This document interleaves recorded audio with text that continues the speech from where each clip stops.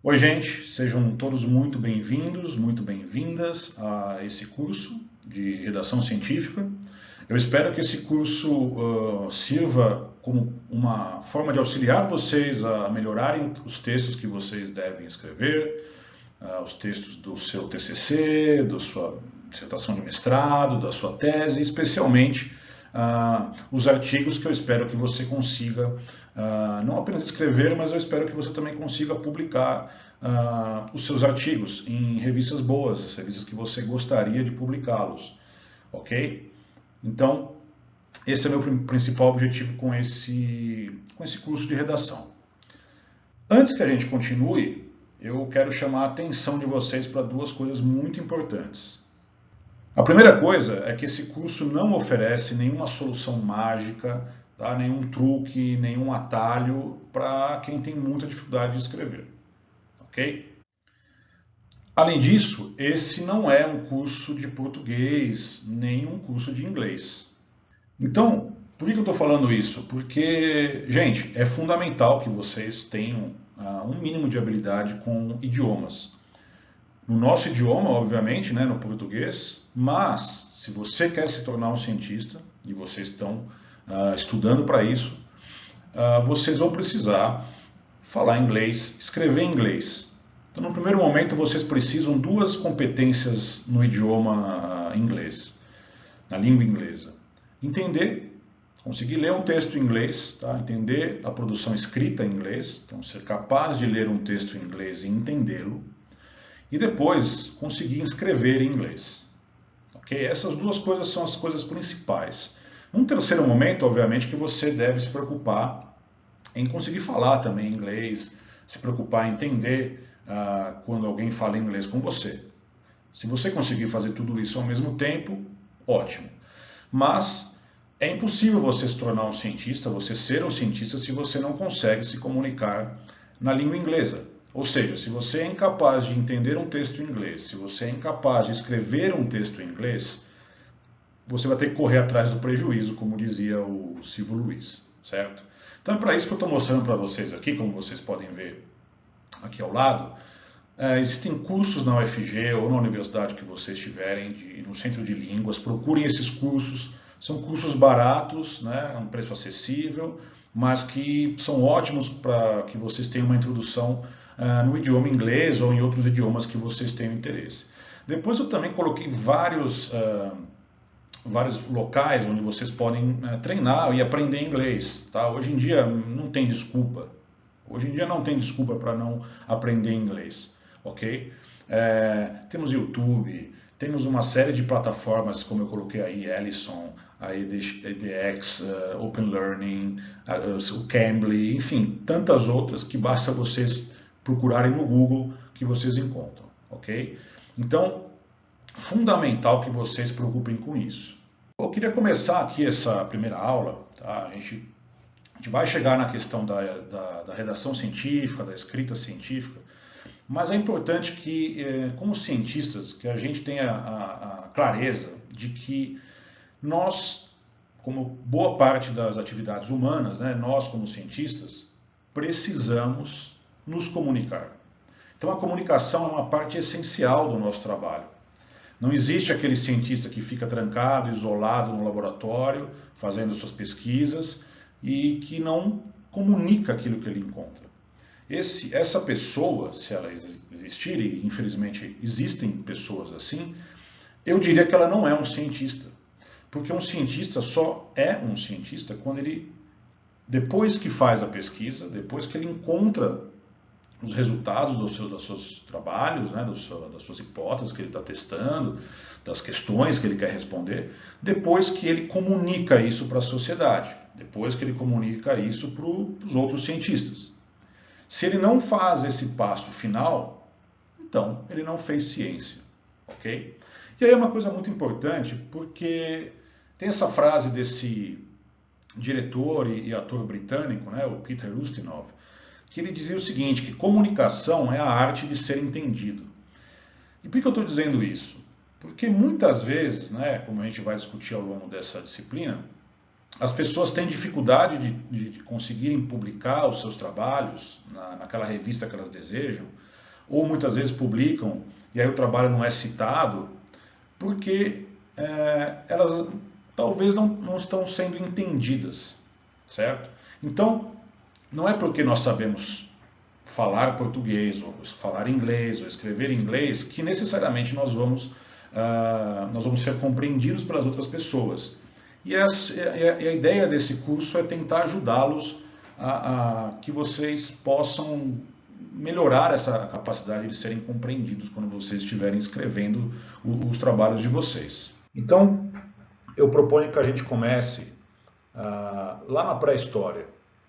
As primeiras evidências de pinturas rupestres que nós conhecemos datam de cerca de 40 mil anos atrás.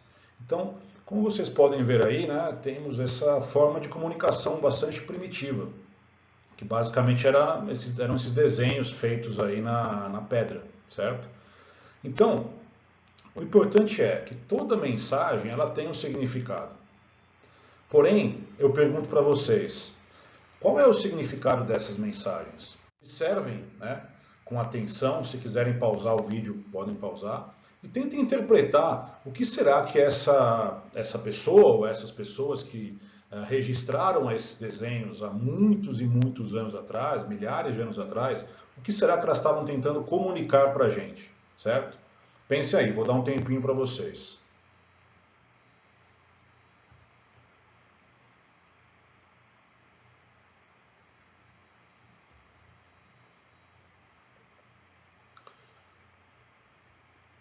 Bom, acho que deu tempo de vocês pensarem, né?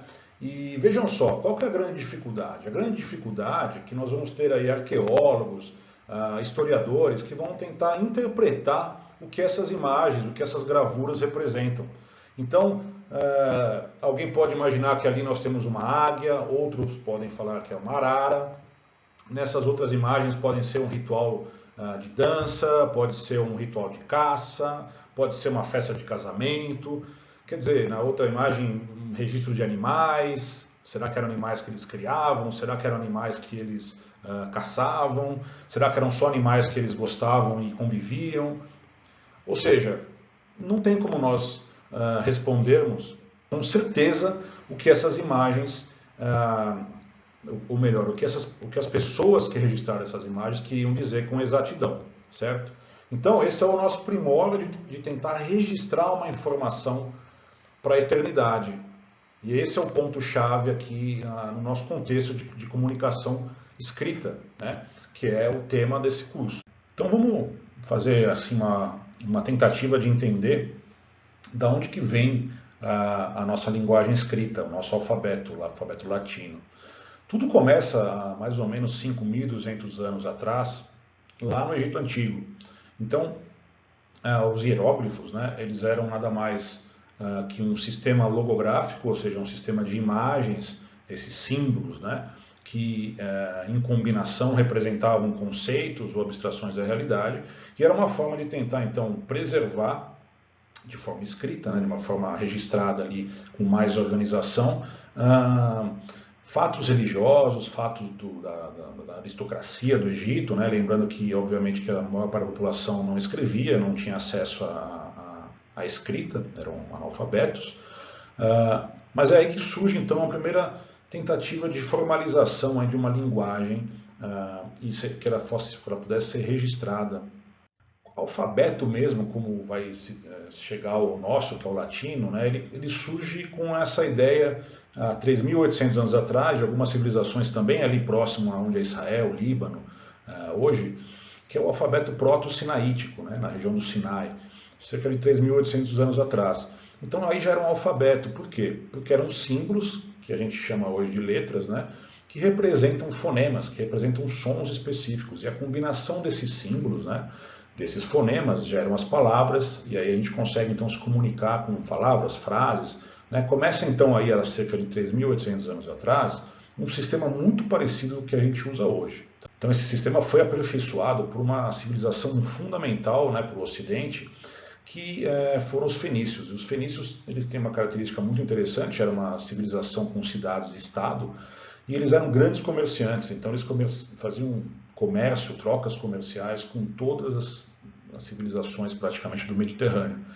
Então, para isso, eu percebo que havia uma necessidade de ter um registro escrito do que eles estavam fazendo, um registro escrito dessas trocas comerciais, né, das compras, das vendas. Os fenícios também eram excelentes navegadores, né, aqueles barcos a remo, as galés que a gente conhece aí de filmes históricos, aparentemente também foram inventados pelos fenícios. Então, imagina que é necessário registrar toda essa cultura que está aparecendo ali, todo esse conhecimento, e registrar de uma forma organizada e escrita.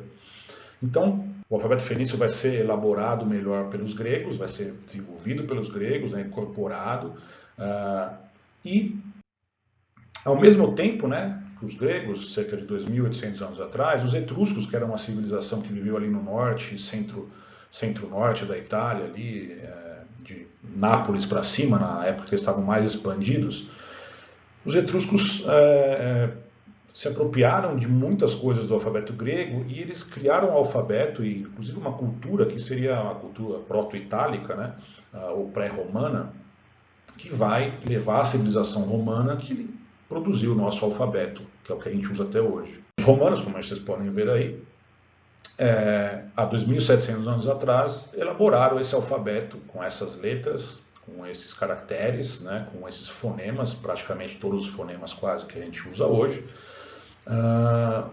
já há 2.700 anos atrás. O que é interessante notar para vocês, então só mais a fim de título de curiosidade, é que bem mais recentemente, né, quando o Gutenberg desenvolve a prensa, né, então ficou mais fácil produzir textos escritos. Antigamente era antes da prensa, né, ou da imprensa, era tudo manuscrito, né, então eram poucas pessoas, e pessoas como esse Ludovico, que era um escriba do Papa, e ele produziu essa obra, né, La Operina, em 1522, que é primeiro manual de caligrafia, né? Muito interessante. Então aí ele determinou como é que as letras deveriam ser grafadas de forma cursiva, em letra de forma, né? Então veja como é bem recente o alfabeto que a gente usa até hoje, tá? Como vocês podem ver aí, tá? As mesmas letras, praticamente muito parecido com o que a gente usa hoje, ainda usa hoje, né? E aqui só como exemplo para vocês perceberem como é essa evolução de um sistema de hieróglifos, né, de imagens até o nosso alfabeto. Eu dei como exemplo a evolução, entre aspas, da letra A. Então, a nossa letra A, ela surge a partir do hieróglifo egípcio, que representava a cabeça de um boi. No idioma falado à época, né, a forma de pronunciar, mencionar esse hieróglifo, lembrava um pouco o som da letra A. E aí, naquele alfabeto proto-sinaítico, a gente tem essa representação mais simplificada, mais estilizada, mais fácil de ser reproduzida, que depois os fenícios já adaptam de uma forma que ainda lembra bastante a cabeça de um boi, com 2 chifres, né? E para eles a cabeça de boi, ou o chifre do boi, era representada por essa palavra, Aleph, que percebam que as letras do nosso alfabeto, elas vão todas seguir esse princípio. Elas representam algum hieróglifo, algum símbolo, onde a palavra iniciava com a letra que a gente utiliza hoje. Então, Aleph ficou a letra A, certo? Que depois, no ano 2800, há 2.800 anos atrás, os gregos já tinham a forma alfa, né, que é a nossa letra A, já moderna, dá para perceber que a letra A, os etruscos também, muito parecido. E por fim, há 2.700 anos atrás, a letra A do alfabeto latino que os romanos empregavam, e até mais recentemente, há 500 anos, a grafia mais próxima da grafia moderna. É por esse processo, gente, que houve uma evolução, né, de um sistema logográfico, né, de formas, de representações por desenhos, até as letras que nós utilizamos até hoje. Então veja que interessante, a gente ainda usa símbolos, né? Então na matemática, para simplificar expressões ou conceitos que, se a gente fosse escrever, né, de uma forma cursiva, escrever por extenso, seria muito longo. Então imagina equações matemáticas onde você tivesse que escrever some, divida, faça a função de i por 2, não sei o quê. Ia ficar muito, muito complexo, né? Então a gente usa símbolo até hoje para simplificar, a nossa comunicação. Então a gente usa isso na matemática, a gente usa isso em símbolos de medida, de unidade, né, de medida, tá? Quilograma, ampere, mol, né? E também, quando a gente usa uma linguagem de computação, nós utilizamos símbolos, né? Utilizamos estruturas mais simplificadas, né? Uma linguagem direcionada a objeto, por exemplo, como o R, que você já deve conhecer, para simplificar essa comunicação. Num extremo, em tempos mais modernos, nós chegamos nessa comunicação simplificada, que é a comunicação das redes sociais, né? Do celular, do WhatsApp. Então, tentando, na verdade, sempre simplificar, aumentar a velocidade de comunicação, mesmo que isso leve a perder completamente a estrutura gramatical, perder completamente a acentuação, reduzir as palavras a siglas como essas que vocês estão vendo, né? Então, vejam só que o ser humano tem essa capacidade de se adaptar, né? De acordo com as necessidades. E a gente vive hoje num mundo onde a gente quer tudo muito rápido. E é aqui que eu tenho que dar um alerta para vocês de que quando nós vamos escrever um texto científico, nós temos que seguir, obviamente, uma série de regras. E é importante que a gente preserve certas estruturas de uma forma correta, ok? Por quê? Porque talvez essas formas mais simplificadas que a gente utiliza de uma forma mais informal funcionem com o nosso grupo, funcionem no nosso bairro, nossos amigos, na nossa cidade, no nosso país. Mas é impossível que um planeta inteiro consiga entender o que a gente quer dizer. Então a gente tem que seguir uma série de regras mais formais, ok?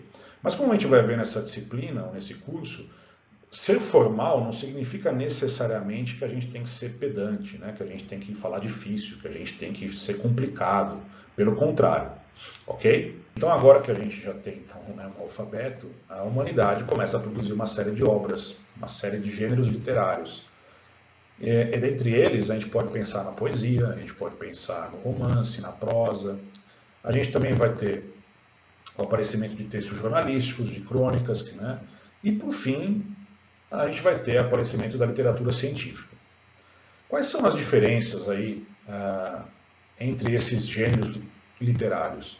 Bom, como vocês já podem imaginar, né, a poesia, a prosa, o romance, eles não têm nenhum compromisso com a realidade, com os fatos. Então, são obras, né, que estão bem separados dos textos científicos e dos textos jornalísticos. Por quê? Porque esses textos, né, científicos, jornalísticos, eles têm um compromisso com a realidade, com transmissão de fatos. Eles são textos informativos, né? Enquanto que uma poesia não te informa nada necessariamente da realidade. É uma outra estrutura de comunicação. Está muito mais ligada com o sentimento, com a criatividade, né? Com o mistério, por exemplo, o livro da Agatha Christie, com suspense, né? Quem será que é o assassino, o mordomo, aí você só vai descobrir lá no final. Então, o texto científico é totalmente o oposto disso. E essa é a boa notícia que eu tenho para vocês. Já que o cientista também é um escritor, eu posso dizer de antemão para vocês que o gênero literário mais simples de ser escrito é o gênero científico, é a literatura científica. Porque ela é muito mais objetiva, muito mais focada, muito mais direta, está sempre presa aos fatos. Se vocês pararem para pensar, é muito mais difícil escrever um romance, muito mais difícil escrever uma boa poesia, com métrica, com rima, com cadência. Então essa é a boa notícia. Mas quando será que surgiu, né, esse gênero literário, a literatura científica? Então a origem da escrita científica é difícil dizer, olha, esse é o primeiro trabalho científico. É óbvio que isso está ligado também com o desenvolvimento da ciência, né, da filosofia, das ciências naturais, né, dos naturalistas.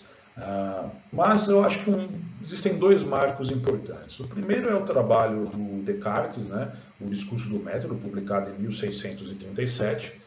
Descartes é aquele famoso pela frase penso, logo existo, e ele começa a elaborar essa ideia de que para a gente produzir conhecimento, a gente tem que seguir uma série de regras, aí, uma série de métodos para avaliar o mundo natural, né, o mundo que nos cerca. Um outro trabalho muito importante são os Princípios Matemáticos da Filosofia Natural, publicado pelo Isaac Newton em 1687. Então também esses trabalhos, né, esses dois trabalhos podem ser aí colocados como um marco do início da literatura científica. Mas qual que é a diferença desses trabalhos para os trabalhos de hoje? A diferença principal é que era uma literatura ainda meio híbrida, né? Se vocês pegarem esses livros para ler, se tiverem curiosidade, vocês vão perceber que tem muito ali meio de romance, tem uma linguagem mais complicada, mais complexa, meio elaborada, meio artística, inclusive, né? Muita influência da religião, especialmente no Isaac Newton. Então, assim, era uma linguagem bem diferente da linguagem que a gente usa nos nossos textos científicos de hoje. Porém, vejam que interessante, mais ou menos nessa mesma época surge a primeira revista, o primeiro periódico de publicações científicas do mundo, que é o Philosophical Transactions of the Royal Society of London, ligado então à coroa britânica, que o primeiro volume foi publicado em 1665. E o que é mais interessante é que essa revista ela está em atividade até hoje. A diferença é que hoje nós temos aí ela separada em 2 volumes, né? O A e o B, então um mais para as áreas de exatas, que é o A, e o B para as áreas de ciências biológicas, mas é a revista, o periódico científico em atividade há mais tempo, então, sei lá, quase aí 450 anos. E se vocês tiverem curiosidades, depois vocês procurem na internet, porque essa revista disponibiliza os números antigos, então dá para vocês verem como o Isaac Newton, ou o Einstein, ou enfim, pesquisadores e cientistas de 200, 300 anos atrás escreviam e como a gente escreve hoje. Vocês vão ver que é muito diferente. Mas isso faz parte, né? A comunicação evolui, não era para ser diferente, não era para a gente esperar algo diferente. Então, só para finalizar aqui, a principal mensagem que eu queria deixar para vocês. Quais são as principais características de um texto científico em comparação com textos artísticos, né? Prosa, romance, poesia. O texto científico, nós utilizamos as palavras com sentido literal, né? Então, nós não estamos preocupados ali em gerar uma beleza ou causar um efeito emocional no leitor. Já o texto artístico tem essa preocupação, né? Ele quer mexer com o seu sentimento. O texto científico, então, como eu disse, ele emprega as palavras de uma forma literal, como está no dicionário ali, certo? É um emprego de palavras de uma forma denotativa. Então, a gente tem que ser bem claro quando a gente escreve um texto científico, porque não há margem para várias interpretações. Já um texto artístico busca exatamente isso, busca que exista um sentido mais figurado, mais conotativo. Então, eventualmente, você lê uma obra, um romance, entende uma coisa e eu posso ler e entender uma coisa um pouco diferente. Uma poesia, então, nem se fala, né? Cada um vai entender, interpretar e ser tocado por aquele texto de formas diferentes.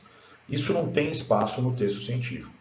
A escrita científica ela é majoritariamente, ou quase 99,9% das vezes, argumentativa. Nós estamos sempre ali trazendo argumentos, por exemplo, do que nós sabemos, do que nós não sabemos, do que nós queremos saber, e argumentando por que o que eu encontrei faz sentido, ou por que o que eu encontrei não corrobora alguma hipótese. Se isso é assim, então ela tem que ser uma escrita e uma comunicação lógica, direta, simples e objetiva.